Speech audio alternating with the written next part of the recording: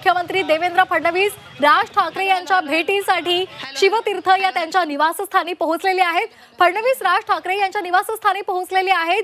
Shivaji park इथे मुख्यमंत्री देवेंद्र फडणवीस यांचा आज एक कार्यक्रम आहे। परीक्षा पे चर्चा हा कार्यक्रम असल्याची माहिती मिळते आणि या कार्यक्रमापूर्वी मुख्यमंत्री देवेंद्र फडणवीस राज ठाकरे यांच्या भेटीसाठी पोहोचलेले आहेत। हे दृश्य आपण पाहतोय। मुख्यमंत्री देवेंद्र फडणवीस राज ठाकरे यांच्या भेटीसाठी शिवतीर्थवर पोहोचलेले आहेत। विधानसभा निवडणुकीनंतर आणि त्यानंतर मुख्यमंत्री झाल्यानंतरची राज ठाकरे आणि देवेंद्र फडणवीस यांची ही पहिलीच भेट आहे। या संदर्भात अधिक माहिती घेणार आहोत आमचे प्रतिनिधी सीमा आढे यांच्याकडून। सीमा, काय नेमकं भेटीमागचं कारण आहे?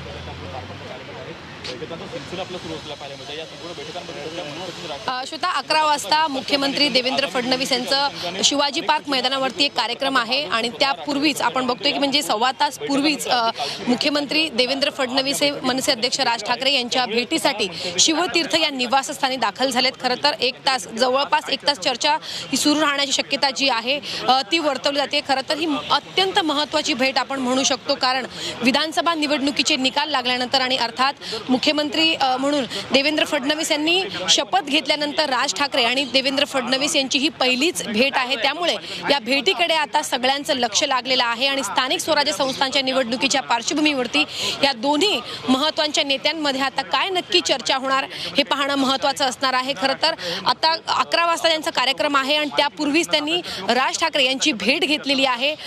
काही बैठकी त्यांच्यामध्ये चर्चेला देखील सुरुवात झालेली आहे। खरं तर श्वेता, आपल्याला माहिती आहे की विधानसभा निवडणुकीमध्ये राज ठाकरे यांनी सोबळाचा नारा दिलेला होता। त्यांनी सोबळावरती महाराष्ट्रामध्ये विधानसभा निवडणूक लढवलेली होती आणि पक्षाला दारुण पराभवाचा सामना करावा लागलेला होता। मात्र आता आगामी दिवसामध्ये महापालिकेच्या निवडणुका येऊ घातलेल्या आहेत आणि अर्थात मुंबईमध्ये राज ठाकरे हे मराठी माणसांसाठी त्यांची तशी भूमिका आहे, आक्रमक भूमिका आहे। त्यामुळे या निवडणुकीच्या पार्श्वभूमीवरती काही चर्चा होते का हे सुद्धा पाहणं महत्त्वाचं असणार आहे। त्यामुळे या भेटीकडे आता सगळ्यांचं लक्ष लागलेलं आहे। 30 जानेवारी 2025 रोजी म्हणजे मागच्या आठवड्यामध्येच राज ठाकरे यांनी एक मेळावा घेतलेला होता निवडणुकीचे निकाल लागल्यानंतर आणि त्या निकालावरती त्यांनी संशय व्यक्त केलेला होता।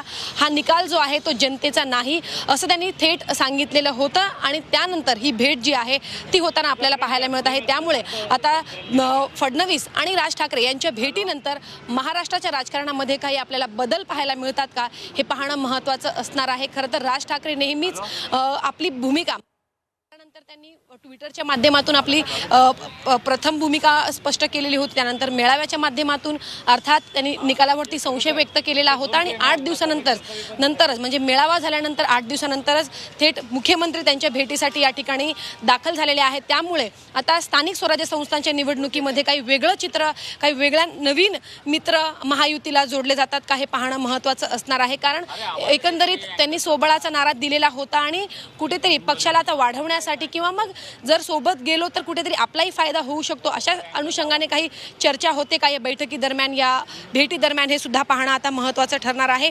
11 वाजता मुख्यमंत्री देवेंद्र फडणवीस यांचा शिवाजी पार्क या मैदानावरती कार्यक्रम आहे। तोपर्यंत ही चर्चा चालू राहण्याची शक्यता जी आहे ती वर्तवली जाते।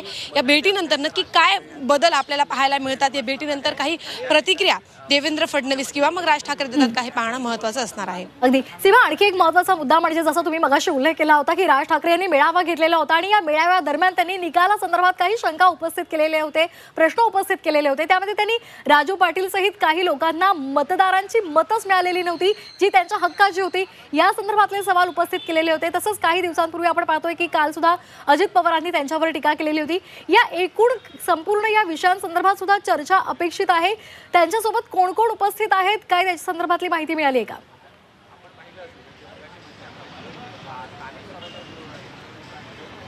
नक्की श्वेता, आपण जर बघितलं तर मेळाव्या दरम्यान राज ठाकरे यांनी पहिल्यांदाच महाराष्ट्राला संबोधित केलेलं होतं आणि सगळ्यांच्या मनामध्ये जो निकाल लागल्यानंतर जो प्रश्न निर्माण झालेला होता की अशा प्रकारे महायुतीला एक मोठा यश मिळालं, सोबतच विरोधकांना दारुण पराभवाचा सामना करावा लागला। त्यामध्ये मनसे या पक्षाचा सुद्धा समावेश होता, कारण त्यांचे जे पक्षाचे एकमेव आमदार होते त्यांना सुद्धा या निवडणुकीमध्ये दारुण पराभवाचा सामना करावा लागला होता। अर्थात विरोधक एकीकडे शंका व्यक्त करत असताना राज ठाकरे यांनी सुद्धा शंका व्यक्त केलेली होती, हा जनतेचा निकाल नाहीये तर मग पडलेली मतं नक्की गेली कुठे असा एक त्यांनी सवाल उपस्थित केलेला होता। आणि अर्थात ज्या प्रकारे अजित पवार यांनी काही माध्यमांशी बोलताना राज ठाकरे यांच्यावरती अर्थात त्यांच्या पक्षावरती आणि त्यांच्या पक्षाने केलेल्या कामगिरीवरती त्यांनी प्रश्नचिन्ह उपस्थित केलेला होता की राज ठाकरे यांना आपला स्वतःचा मुलगा निवडून आणता आला नाही। त्यानंतर मनसेने सुद्धा काल आपली प्रतिक्रिया दिली की जर आम्हाला आमच्या पक्षाला दारुण पराभवाचा सामना करावा लागला कारण आम्ही स्वबळावरती निवडणुका आतापर्यंत लढवलेली आहे। विधानसभेमध्ये अजित पवार यांनी भाजपसोबत जाऊन लग्नगाठ बांधली, त्यामुळे त्यांना एवढा मोठा यश मिळाला। आणि अजित पवार जर आमच्यावरती बोलत असतील तर त्यांनी सुद्धा आपला पार्थ पवार यांना सुद्धा पराभवाचा सामना करावा लागला होता। लोकसभेमध्ये त्यांच्या पत्नीला सुद्धा पराभवाचा सामना करावा लागला होता, अशी प्रतिक्रिया काल मनसेकडनं देण्यात आलेली होती। त्यामुळे यावरून त्यांच्यामध्ये कलगीतुरा रंगताना आपल्याला पाहायला मिळाला आणि त्यानंतर आता ही महत्त्वाची भेट जी आहे ती होती। खरं तर विधानसभा निवडणुकीमध्ये झालेला पराभव मनसे अध्यक्ष राज ठाकरे यांच्या पक्षाचा आणि आता स्थानिक स्वराज्य संस्थांच्या निवडणुकीच्या पार्श्वभूमीवरती या दोन्ही नेत्यांची होणारी ही भेट याकडे आता सगळ्या राजकीय वर्तुळाचं लक्ष लागलेलं आहे। कारण जेव्हा राज ठाकरे आणि देवेंद्र फडणवीस यांच्यामध्ये भेटीगाठी झाल्या तेव्हा अनेक चर्चांना उधाण आलेलं होतं की मनसे महायुतीसोबत जाणार का। मात्र तसं काही होताना आपल्याला विधानसभेच्या निवडणुकीमध्ये तरी पाहायला मिळालेलं नव्हतं।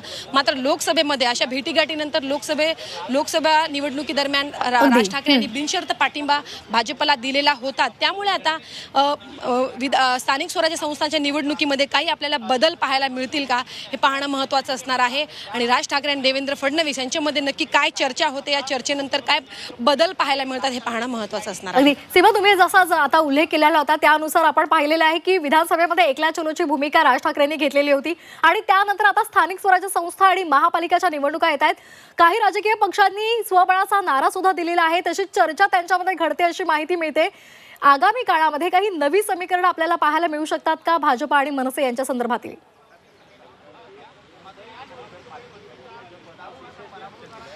नक्की श्वेता, आपण जर बघितलं तर जेव्हा याआधी जेव्हा महापालिकेची निवडणूक मनसे या पक्षाने लढवलेली होती त्यांना चांगला यश सुद्धा मिळालेलं होतं आणि या निवडणुकीसाठी आता राज ठाकरे हे ॲक्शन मोडमध्ये आले आहेत।